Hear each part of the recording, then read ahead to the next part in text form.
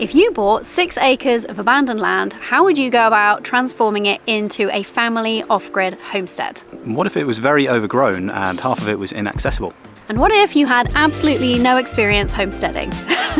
This is the challenge we took on when we bought an old stone cottage with 6 acres of land in the Irish countryside. So we've been at it here for 1 year, transforming this place into an off-grid homestead. And we've made some progress, but we still have such a big vision for it. Today we want to share with you our dreams for partnering with the land and providing for our family. All of our dreams and visions for this place, plus our realistic, we hope, goals for 2025. Stoic chicken. La, la, la. Expanding our horizons. A suburban dairy cow. Escape from the swamp. Do something! Yeah, get some... Crying out loud, man!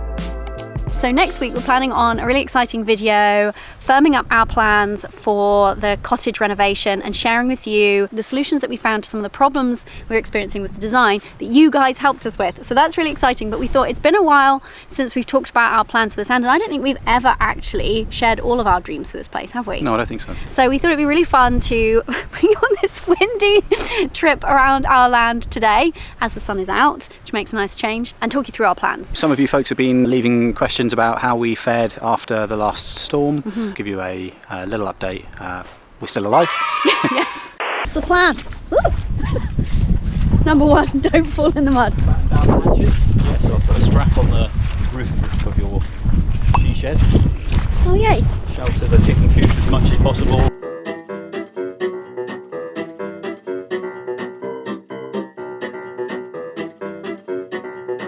And close to one of the hedges. Yep. To give it as much wind protection as possible. We're going to take off the row cover from the garden bed. We've seen it blow off many times in previous storms. So that's the top field sorted. And we need to park the lorry in front of the caravan so that it deflects as much wind as possible. Because the winds are going to be even stronger, I'm actually going to park. Stuck. So yeah, we're going to park the lorry in front of the caravan, and we're going to move the camper van around the side of the cottage to give it as much shelter from the cottage and the prevailing wind. Yeah. So at least it's coming from the prevailing wind this side this time. At least the cottage itself is actually mostly shielded. Yes. Do you want me to close that door? Yeah.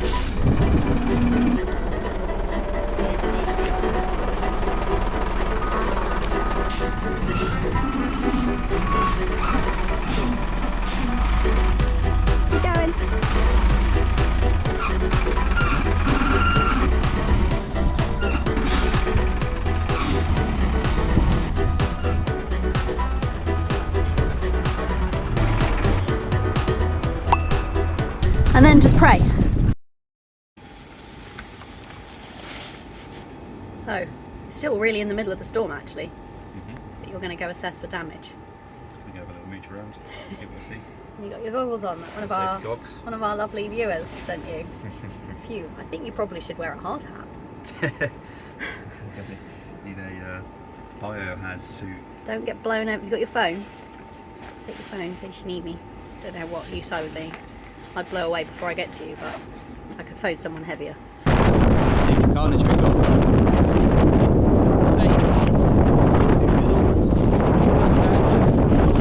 Blown away.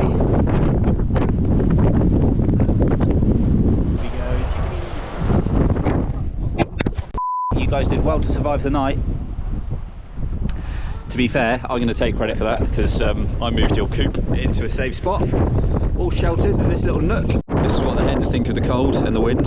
They've had their breakfast and now they're all in the coop. Bar one. Marshy, what are you doing? Stoic chicken. The fallout from the storm for us was a bit of an anticlimax, thankfully. Good, we suffered absolutely no damage, completely unscathed. Someone was looking out for us. It seems that where we are avoided the worst of it, and you know, our thoughts and our wishes go out to those who have actually been hit the hardest. All of the work that we put in to prepare for the storm, it definitely paid off. Humans, horses and hens, all unscathed. We live to fight another day. Yes. So we're going to start with our dreams for the homestead, and then we'll go into our hopefully realistic goals for 2025. My longest standing homestead dream is to have a dairy cow. It was probably one of the first like goals that set us down this path, wasn't it? Yeah, because you can have a veg patch in a smaller regular garden. Couldn't quite house a dairy cow. A suburban dairy cow. Yeah. Is it even allowed? I don't think so, probably not. That is something that we are hoping to make some, at least moves towards in the not too distant future. Moves. Oh my God, you didn't just do that. Such a dad joke. So this field behind us here, we call it the first field because it's the first one that you see when you come to our property. This is field 1 where we're standing. So this will probably be grazing pasture for our cow. That's our plan so far. We'll need some kind of structure for her as well, some kind of stanchion and that kind of thing. Stanchion, yeah. Storage for hay. So there's some logistics to figure out before we're ready for that. Those things are actually relatively straightforward, but one thing that we're waiting on is some kind of better kitchen setup because I can't be processing milk every day in the caravan kitchen. As soon as we have something workable on that front, then I'll want to get the ball rolling with that.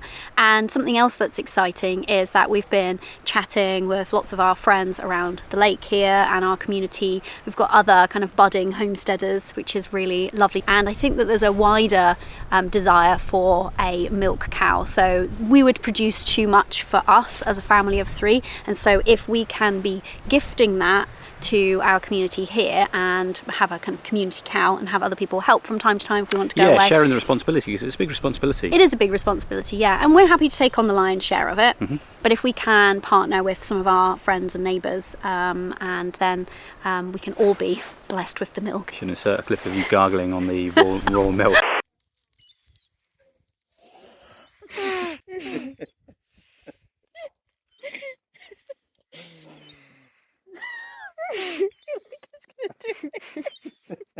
So that's our plan for this field. Can't move out of the way, my boot is stuck. Do you want to escape from the swamp? Just a reminder, this path was entirely inaccessible. 30 metres of bramble had to cut through to get access there. So what's the next dream? This is the narrow path at the bottom of field number 2, the pony paddock. And at the base of Hillary, yeah. our hill. So, and we're sandwiched here between the base of Hillary and the dry stone wall. At the minute, it's not wide enough to build anything in here, in this section anyway, but up towards the barn, obviously they've, the rock kind of recedes a little bit into Hillary and they've managed to squeeze in the dilapidated barn there. But yeah, this kind of entire path, 30 metres of path, dead space, wasted at the minute. Obviously we don't want to get rid of the dry stone wall because that's part of the history. It's beautiful. Yeah. Well, not only is it beautiful, it's part of the history and heritage of the place, you know. Yes, yeah. So as custodians of the land, we would be doing it a disservice by removing it, wouldn't we? Yeah. So we want to keep the dry stone wall. We want to rebuild the dilapidated barn, and I think the dream is really we would like to rebuild and extend the barn that we've got along this disused path here, this dead space. It might be a useful place for housing animals in poor weather, the cow, the ponies maybe. Hay storage. Yeah. But also on the roof of it, as discussed in the solar PV video, it will be able to be the platform for our solar setup. Solar panels. Solar panels, yeah. So we can take energy from the sun. Yeah, so as you can see, the entire side of Hillary here is in sunlight. This is a southerly facing vantage here, so an ideal location to have solar panels along this face. So question for you, will solar be enough for us to be off-grid for power? TBD. Based on our average usage back in Bournemouth, we were using around 18 kilowatts per day, which to some of you US folks might be like, how do you live? How do you survive on 18 kilowatts a day? Because I know it's almost double average usage stateside, yeah. But yeah, based on 18 kilowatts a day, in the depths of winter, where we'd be lucky to get like 3 sunlight hours per day. So our solar array would need to be quite enormous for us to have some breathing space there. It's all an experiment. It's all very site dependent. Even with an enormous solar panel array, we might be pushing it in the depths of winter. We do want to try to, you know, this is called off-grid Irish Homestead. We do want to try to get off-grid with as many things as possible. We're already off-grid with water. We'll be off-grid with gas because there is no gas grid here. We're off-grid for sewerage. We're off-grid for our own waste management. Yep. We don't have waste management collection here. We're off-grid for eggs. We're kind of off-grid for the internet because it's satellite. It's True not. enough, yeah. It's not wired in. We plan to have some, wood-burning stoves in the cottage as kind of backup. So we'll be off-grid in that respect. Yeah, as self-sufficient as possible. That's the dream. That's the dream. What are you doing, you cheeky ponies? You just remembered a question that we get all the time. We get lots of viewers and commenters asking about the welfare of the ponies during really adverse weather. You know, it's a good question, yeah, for sure. Just to set your minds at ease, the ponies' well-being is our, like, you know, top priority. Yeah, exactly. They're part of the family. We want them to be healthy and be able to thrive. And Yeah, we don't want them to suffer in any way, shape, or form. Yeah. So during the big cold snap that we had, where it dropped to like a few -Celsius for a couple of days, we did have a few concerns about them, particularly like we were getting like freezing rain, and yeah, we spent some time actually clearing some space in the dilapidated barn. They were able to seek shelter from the freezing rain and like the worst of it. And we put their haylage in there, so they were kind of quite cosy and happy. Yeah, exactly. So there's lots of like natural shelter for them from all angles, not just the prevailing wind. They're a hardy breed, you know, they're a cob breed, you know, and we were informed by the rescue centre that they didn't need any rugs. Yes. You know, shelter was not a mandatory expectation. Well, and also we can't have Gavin properly sheltered. He can't be stabled. So this was good because it still has airflow. Yeah. But he has COPD, so he can't actually be in a shelter. Yeah. If we do get another ridiculous storm or freezing rain again, they do actually have somewhere to go. Yeah.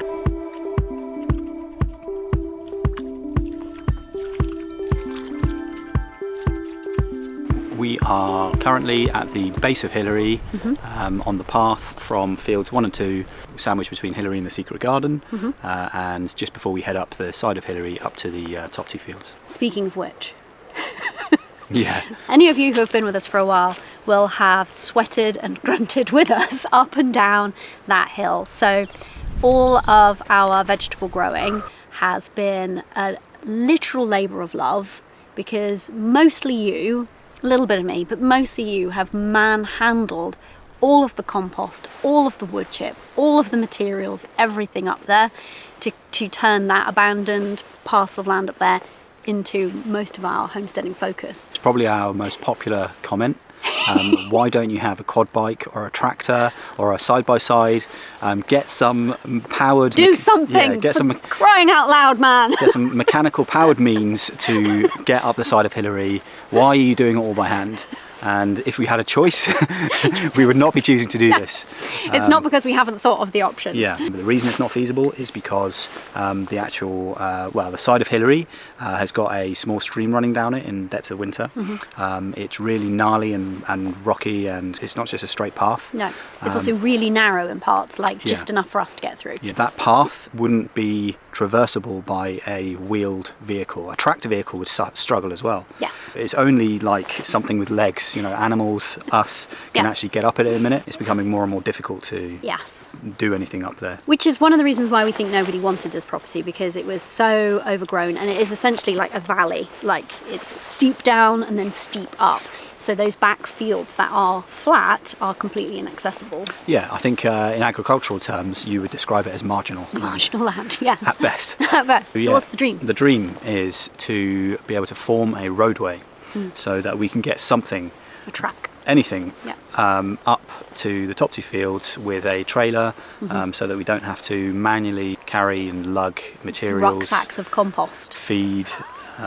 Animals, you know. Yeah, like even like when the hen's water runs out, like on a obviously regular basis, and he has to backpack that huge water container. It's a 40-litre container, so it breaks me, especially when the ground is all swampy and boggy. Yeah. It's challenging enough to walk like the ponies decide empty-handed. that's a good time to charge down the hill while you're on the way up. Yeah. It's going to need a lot of rock, it's going to need some land drainage. It's a big project, and we want to do it in a kind of sympathetic to the land kind of way. Yeah, you know, we don't want to come in like just mow it all down, and it needs to be done ASAP. Yeah. And it's probably going to be one of our first projects after we're in the cottage. Yes. But right now it's still a dream. Yes.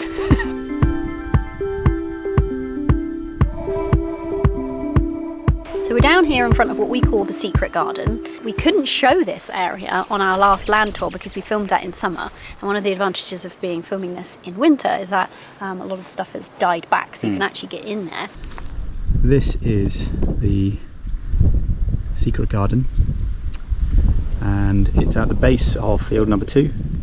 And you can see the lay of the land, it falls down to here, and there's a dry stone wall that runs all the way along it, and this is Hillary, and the stream and the pathway runs down the side of Hillary here, and it's pretty much trickling over this wall into this area here, so the whole area is kind of boggy and swampy, which is why it's making me think that it would be the ideal location for a little pond. There's an interesting mound here, which I need to get someone who knows what's up to inspect this, because I suspect this is a fairy fort. It looks a little bit, there's some stones and rocks on the edge of the land here which look like it's kind of man-made. It's a little bit challenging to tell because it's completely overgrown now. It's got these beautiful elm trees which are popping out of it, which are, what's that, that's a good 30-40 years old. This is definitely older. Yeah, so it's a beautiful, wild, unspoilt space. Loads of self-seeded elm and sycamore just strewn throughout this land, and there's a lot of overgrowth of bramble, which is probably one of the few interventions we're going to do here, is just cut back some of the bramble so that it doesn't completely take hold and become just like a monocrop of blackberry. So yeah, we love this space.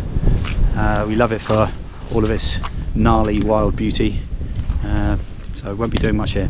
You wanted to mention one of our dreams for this area. It's one of our aspirations, approaches for the whole place in general, which is we want to limit our impact on the land as much as possible. Yes. Obviously you've got dreams and goals that, you know, necessitates us, you know, developing some parts of it, but there's loads of like wild, unspoiled, untouched parts of this land, and one of the main areas is the secret garden. There's loads of interesting flora in here. Wildflowers and nettle to harvest for teas and stuff, and so this is an area that we're not going to actually do anything really significant with. Just kind of continue to rewild it. Yeah, exactly. It's quite boggy because it's one of the lowest points of the land, like in the base of the valley, and the stream down the side of Hillary falls into it, so it might be cool to make maybe a pond in there that will be self-sufficient. Yeah, to bring in some extra biodiversity. Yeah, but yeah, we're just going to kind of keep it like a wild, unspoiled, untouched, undeveloped piece of landscape. And then another thing that we want to mention is we do have plans to be peppering around the land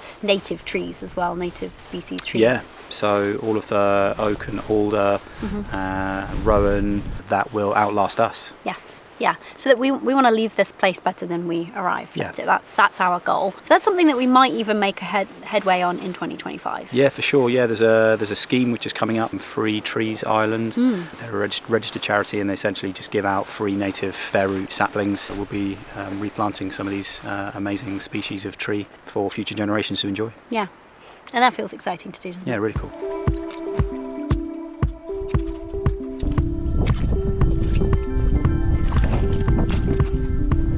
Why have we got this electric fence here? To stop the ponies getting to the veg patch. It's not electrified. Shh, don't tell them.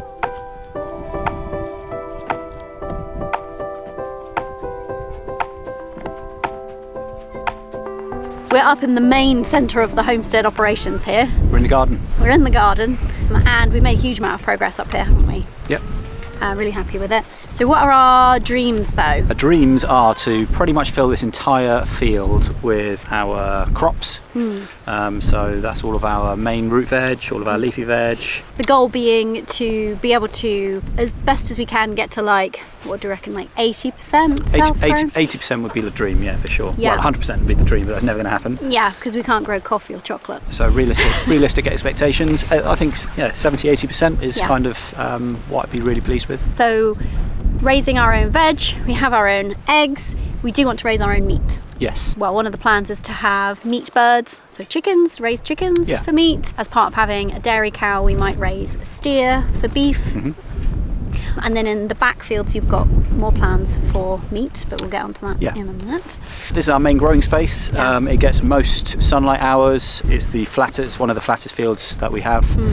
So it's kind of like the most ideal location for putting the garden, despite it being like several hundred meters away from the cottage, which I know many of you confuses lots of people. Yeah, exactly. Occasionally confuses us as well. We're coming up here, why should we do this? We have to remind ourselves by looking back on our Q&A video. So our previous Q&A vlog, we actually answered why we put the garden up here. So we've currently got 3 hoop beds up here.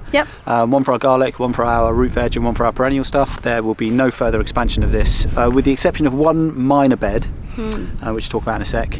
There'll be no further investment of time and energy in this for 2025. Yeah, we made the decision that because of the accessibility and because it just broke us physically so much bringing everything up here, and because of the cottage renovation timeline that we're on up until the end of summer, it doesn't make sense for us to be expanding our production this year. We had originally planned to, we've tarped the area to kill off grass and weeds and stuff ready. We need to be more realistic, so that's actually come off of the 2025 goals list. We need the roadway in first. Yeah, absolutely. With one minor exception for 2025 for that, which is I want to plant a additional bed of, I want to have a go at broad beans. Never grown them before. I really like them. Crop. We're talking about they could be. Broad bean hummus. Okay, maybe you might get me on that one. What's the crispy snack? Habas fritters? Yeah, I can live without them. That's fine. Anyway, broad bean, really good source of protein. Really, supposedly really easy to grow, and right about now is the right time of year to be growing them. We've got the right climate for it. This is about expanding our horizons.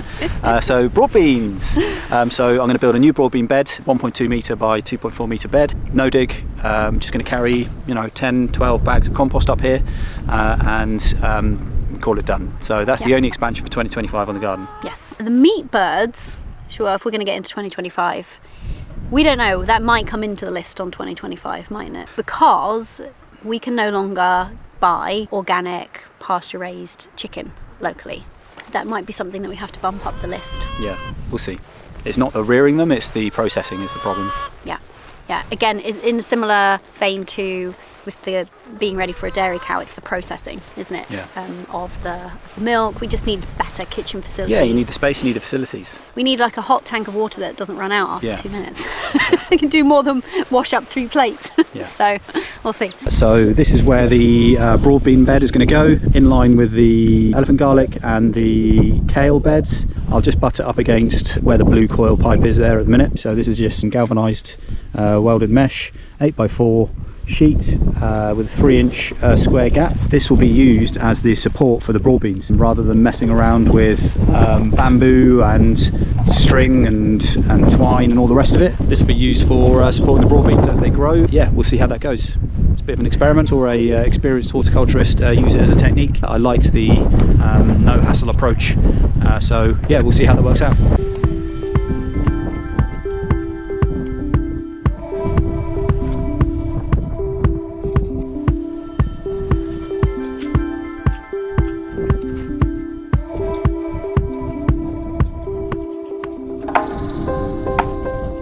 So here we are in our most distant field. What number is it? Number 4? 1, 2, 3, 4, 5.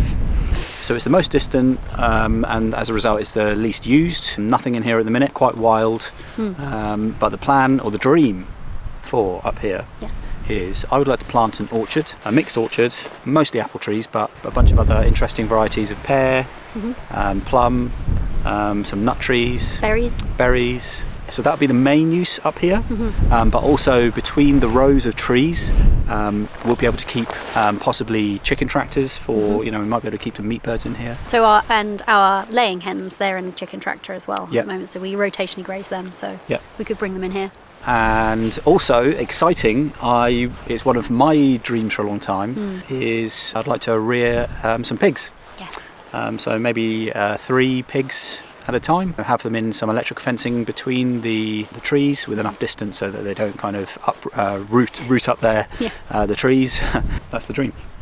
I see many commenters. Hysterical clips. I was thinking of us in the future chasing pigs. Somebody said trying to chase a pig is like trying to clutch a wet soap in the bath.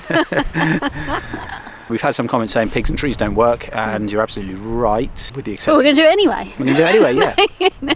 No. Can't you tell by now we don't listen to reason? Yeah, we do things the hard way. We do things the wrong way. The inadvisable and unideal way. Yeah, that's my exciting dream for the plans for this field at some point in the distant future.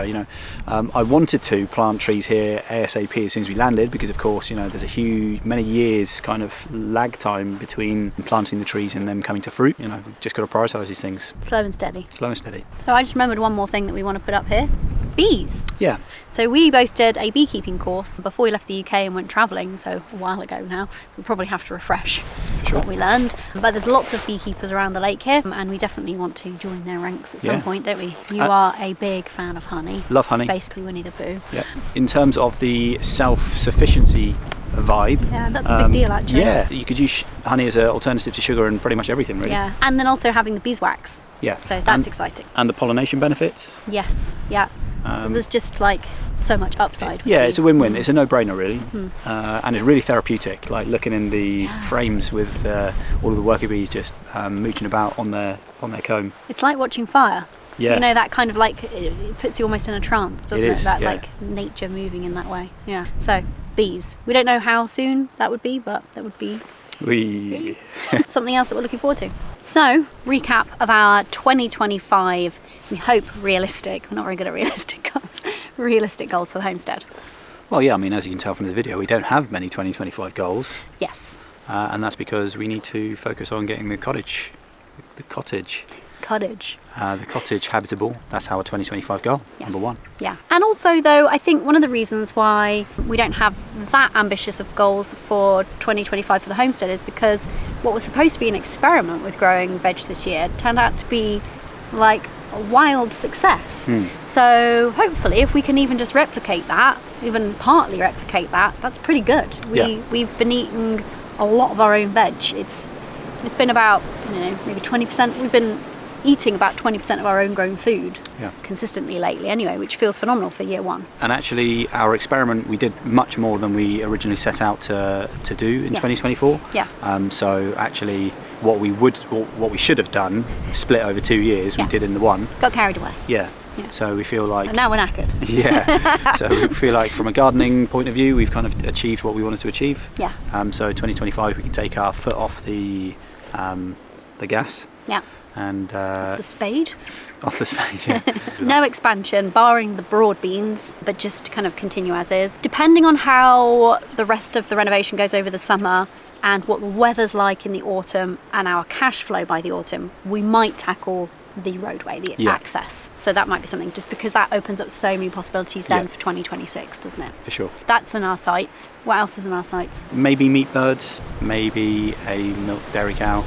Yes. Or maybe like a dairy cow calf, so that we're not instantly thrown into the labour of dealing with the dairy output, starting to rear it, starting to become familiar with it. Yes, yeah. It's a livestock we've never kept before, so... Like all livestock. Yeah, indeed, yeah. So it's a huge learning curve there for us. Yeah. So maybe a dairy calf is the right way to go. So cute. Now I'm just, in my mind, I'm like just petting a dairy calf. La, la, la, la, la. As part of the groundworks that are continuing with putting in the heating loops, that's going in the pony paddock, so that is something that will be happening to the land, but it's more for the cottage. But while the digger's here, we haven't asked him yet, but we might get him to flatten an area for our daughter to maybe eventually have some kind of stables for future ponies and some kind of riding arena area. There's nothing flat here that she can ride, or even just do some decent handling work on the flat. So we might just kind of get a bit of flattening done. Yeah, a bit of groundwork. A bit of groundwork in preparation for that. It's not something, that's not a 2025 project generally, but while the equipment's here. Stretch goal. Stretch goal. Is that it? I hope so. Like, please no more compost rucksacks up the side of Hillary. So the other thing was planting some trees. That will probably happen in 2025, some native trees. And I thought of something we didn't mention, because I vetoed it for 2024. So what is now on the 2025 list? Turkeys. Yes. Yeah. So we said meat birds, but we meant chickens largely, didn't we? Yeah. But also probably turkey. Vegans look away. Yeah. So you said that you vetoed it for 2024, which was the right idea, but I was ready to push the button on on a delivery of some. Are they chicks? I don't know. Turkey. Baby turkeys. Baby turkeys. Baby turkeys. We know things. So that would have involved some more electric poultry fencing, another little coop of some description. They can't be in with the chickens. So. Yeah, 2025, I think maybe a handful of turkeys towards the tail end of the year is in our... Make me a kitchen, sir, and you can have your turkeys. I'm not so sure about the kitchen, but I'll give you some turkeys. I'm about to cook them. Campfire. They'll just be pet turkeys. You know what happened. So we hope you've enjoyed coming for a tour around our land. It's not at its most luscious at this time of year, but it still has its own beauty, doesn't it? For sure. But it's really fun bringing you into our dream and vision for this place. We'd love to know in the comments, do you have some suggestions, something that's not featured in our dream that you think that we should be doing? We're definitely curious. Or if you've got any tips or advice for any of the things that we're looking to be doing soon or later, we always welcome all of that because it's just such a amazing font of knowledge, this community. We love you guys. So we talked a lot about our dreams for the homestead and the land, but we haven't talked about our dreams for the cottage. Yes. So we'll be doing a dedicated episode on our Stage 1 plans. Stage not 1 plans. Full dreams. True. But yeah. Yeah. Oh, and very exciting. You just told me we passed 50,000 subscribers. Oh my goodness. Thank you for being 50K. here. That's mind-boggling. We just can't believe how amazing you guys are and the fact that you rallied around us. And so we will be doing, we said when we crossed 50, we'd do another live stream because we loved the live stream before. Yeah. It was so much fun hanging out with you guys, having a drink, having a chat, answering all your questions, finding out more about you guys, where you're from, etc. So we will be doing that. We'll probably do it on a Friday. We'll still have the same, our normal vlog on a Sunday go out, but we'll do an extra party live stream on a Friday soon. So if you haven't subscribed, do, so you don't miss out on that. It's free, and also hit that notification bell because we'll probably post in the community tab letting you know when, where, time, what to wear, that kind of thing. This is going to be so fun. Yeah. And if you've got questions in advance that you want to suggest for that live stream, drop them below. See you next time, folks. Thanks, folks.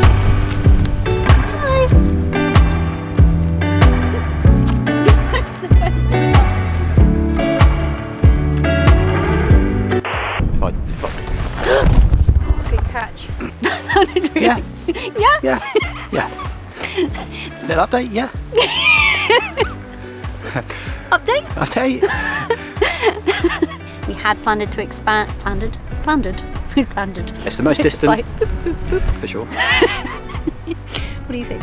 I think for sure. Bad joke.